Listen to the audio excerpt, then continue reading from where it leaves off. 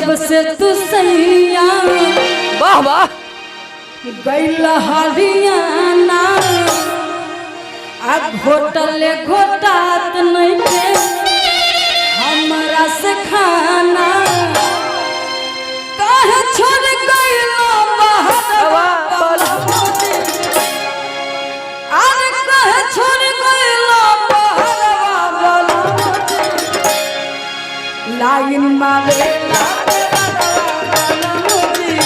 Line मारे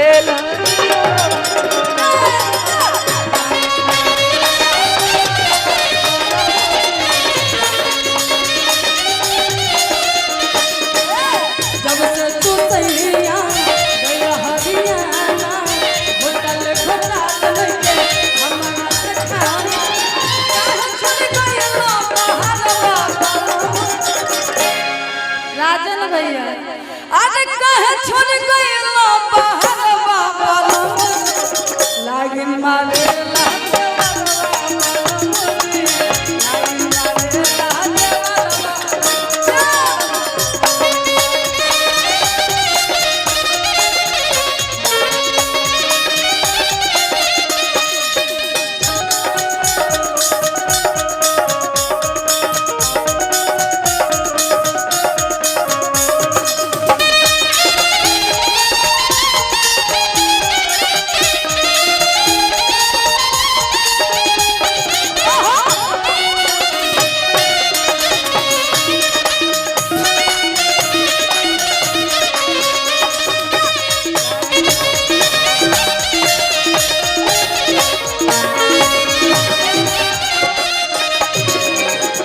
आशीर्वाद पुरस्कार है भैया जी की तरफ से।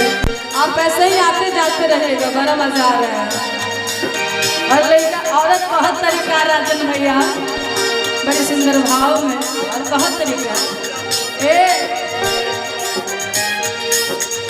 ढेक जलावत में भोले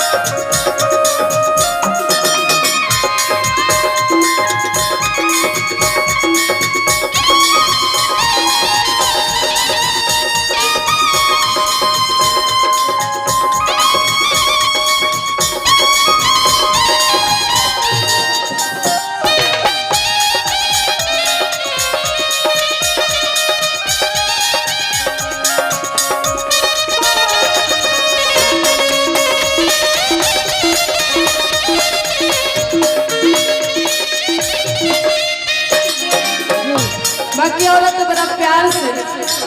अपना राजा जी से अपना सैया जी से बताओ करे और कह तरीका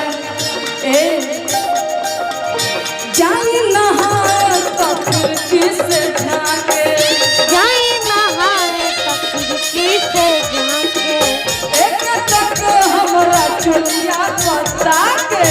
एक नजर हमारा चलिया पता के जाई नहाए तो खिड़की से झांके एक तक हमरा चुलिया पता के मांगला चुमाया के लागे पाके मने लक्ष्मी काकर पाए राजा पैसा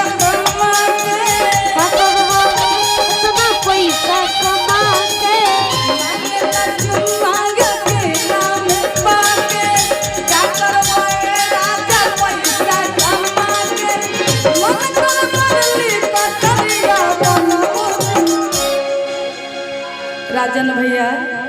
औरत इतना प्यार से बताओ तरी के राजा जी ए सैया जी है जाड़ा के महीना दिन में इतना सुंदर है ब्यूटी छोड़ के रहुआ ड्यूटी करत है अच्छा लगता मुखिया जी अच्छा लगता है तो ताली बजाओ करी तो न मजा है ईमानदारी बोली अच्छा लगता कि ना अच्छा लगता है बाकी औरत कहत का कि जाई नहाए तो खिड़की से ताके जाई नहाए तो खिड़की से झांके एक टके हमरा चोलिया पता के एक टके हमारा चोलिया पता के जाई नहाए तो खिड़की से ताके एक टके हमरा चोलिया पता के मांगेला चुम्मा केला में पाके अकेला चुम्मा अकेला में पाके काकर बड़े राजा पैसा कमा के काकर बए राजा पैसा कमा के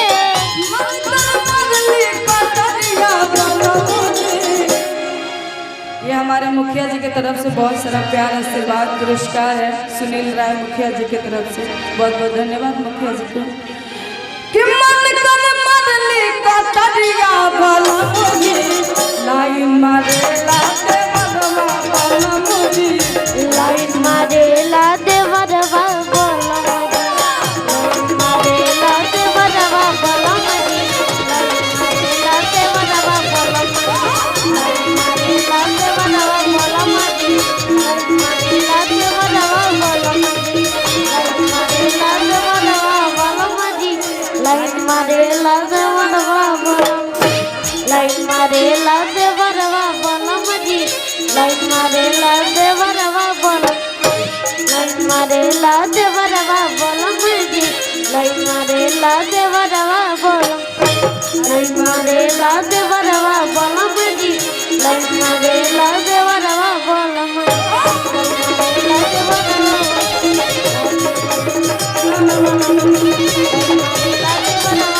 मजी लाइन मारेला देवरवा बोला मजी